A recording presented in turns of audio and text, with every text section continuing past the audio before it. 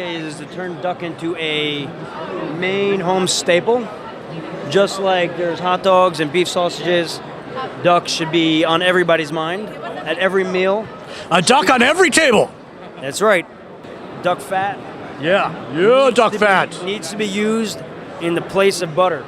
Anywhere in the kosher home that you cannot use butter, duck fat should be taken. No, it's actually a lot healthier than butter. Duck fat is very good for you. You guys are using the only kosher sausage using the cultures. Nobody else in the country is doing it.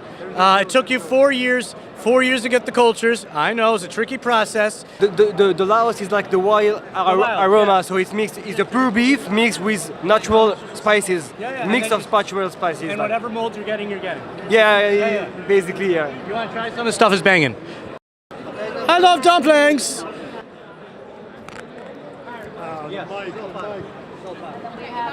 Kreplach is a Jewish dumpling. Pelmeni is a Russian version of a kreplach.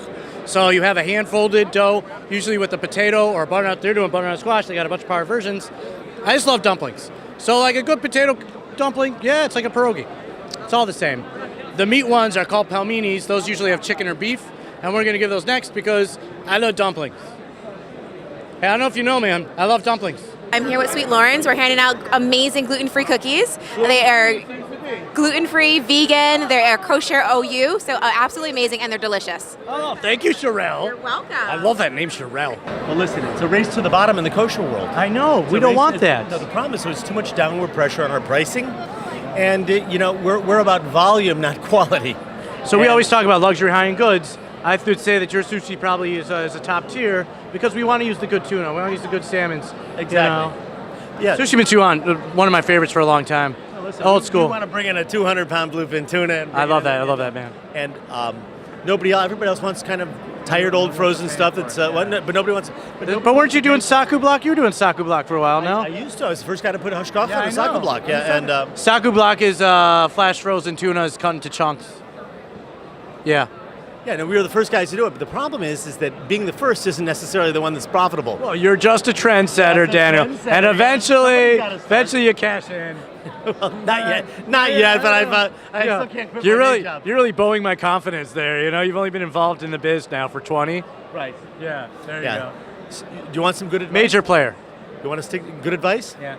Stick to what you love. Doesn't matter. Hi, I'm Miriam with the Gluten-Free Artisan. We are a gluten-free challah company. We sell 5 varieties of amazing artisan gluten-free bread. We have chocolate chip, which is great for the kids who have celiac. We have sesame, poppy, onion flake, classic. And we're available online and in stores. Miriam, you started going gluten-free like 8 years ago?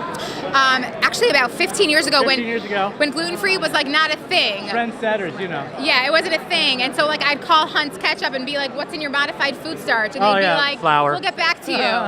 And like now everything's labeled, there's legislation. It's like a totally different world.